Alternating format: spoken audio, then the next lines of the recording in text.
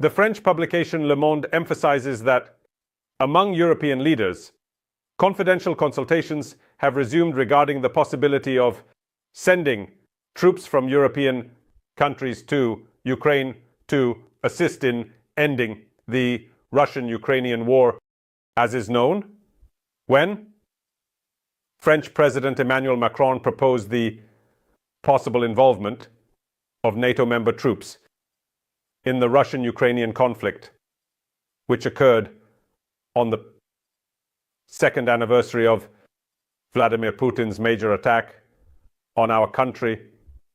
The French president's proposal would be met with significant opposition in European countries and even in the United States. Few agreed that there was justification for such radical measures. However, the election of Donald Trump as President of the United States changed everything. Many still expect that the newly elected US President will negotiate with Russian President Vladimir Putin regarding the terms for ending the war in Ukraine. However, few can explain what leverage Donald Trump should have over Vladimir Putin for the Russian president to truly abandon his ambitious imperialistic goals. The destruction of Ukrainian statehood with the annexation of territories of a neighboring state to the Russian Federation. Compared to his predecessor, Joe Biden, Donald Trump speaks a lot about the need to end Russia's war against Ukraine through an agreement with Putin. However, when it comes to the tools he has, they are not significantly different from those that Joe Biden had. And a situation may arise where Donald Trump's diplomatic efforts lead to a complete failure, and the new American president simply refuses further assistance to Ukraine.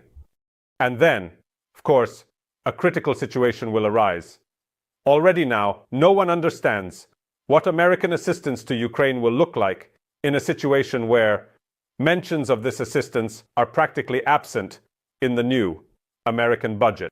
And the Speaker of the House of Representatives, Mike Johnson, who has every chance of being re-elected to this position in the new session that will begin simultaneously with Donald Trump's return to the White House, has already emphasized that he has no appetite to fund Ukraine.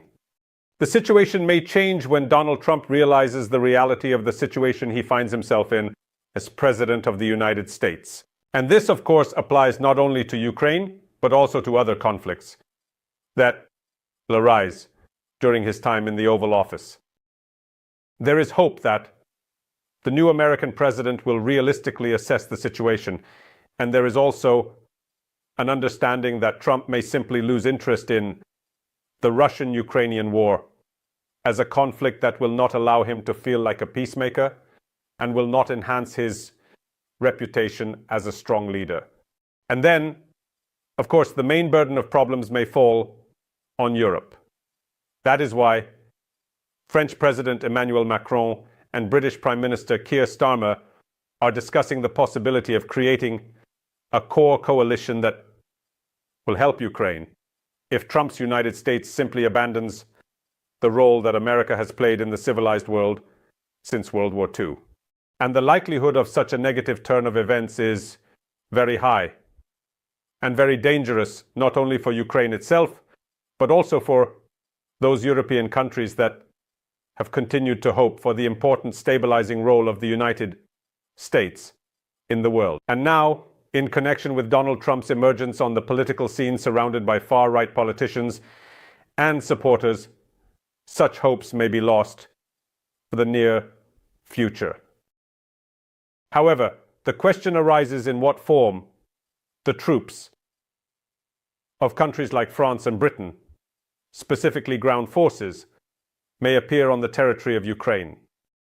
And most importantly, when they will be able to appear, will Paris and London agree to send their troops in a situation where the Russian-Ukrainian war continues? Or on the contrary, will they wait for a ceasefire to guarantee that a new Russian attack on Ukrainian territory does not occur? But then we fall into the same trap that Vladimir Putin is skillfully preparing for Donald Trump. Why ceasefire? And end Russia's war against Ukraine. There won't be a new chance to start military actions and ultimately destroy the state that Vladimir Putin hates. It is absolutely clear that Vladimir Putin will be ready to ceasefire only if he has chances to soon start a new, even more large-scale war against Ukraine, which will ultimately end with the complete destruction of Ukrainian statehood across all Ukrainian territory. This is exactly what the West does not want to allow the Russian ruler. Yes, in the West, they are beginning to realize that they may agree to Vladimir Putin's control over the territories currently occupied by the Russian army, and over those territories that it seeks to occupy, until there is an opportunity to achieve an end to hostilities. However, neither France nor the United Kingdom would wish for the destruction of the Ukrainian state, which would be a shocking defeat, not only for European countries but also for the United States. Although it is obvious, those around Donald Trump simply do not realize this due to the limited political views of the people who will accompany the new American president during his term. Well, in such a situation, the leaders of European countries will have to determine the level of risk, as they have in recent years. Because there is little sense in hoping that Putin will allow the troops of European countries to enter Ukrainian territory. On the contrary, any decision about a ceasefire will be accompanied not only by Ukraine's refusal to participate in NATO, but also by guarantees from NATO member countries that none of their servicemen will ever be present on Ukrainian soil. Undoubtedly, Putin will insist on such an option. And if we take into account what Putin wants, then of course, there will be no troops from European countries on Ukrainian territory, no accession of Ukraine to NATO, and a new, even more large-scale and shocking Russian-Ukrainian war will occur. And therefore, European leaders, as well as the leaders of the collective West in general, need to either risk a real conflict with Vladimir Putin or not bother either themselves or us. Thank you, friends. Stay on this channel, subscribe to it, follow on social media, and on the Patreon channels Buy Me a Coffee and Donatella, which help distribute these resources. Use the sponsorship feature on YouTube itself. Victory and peace. Good luck.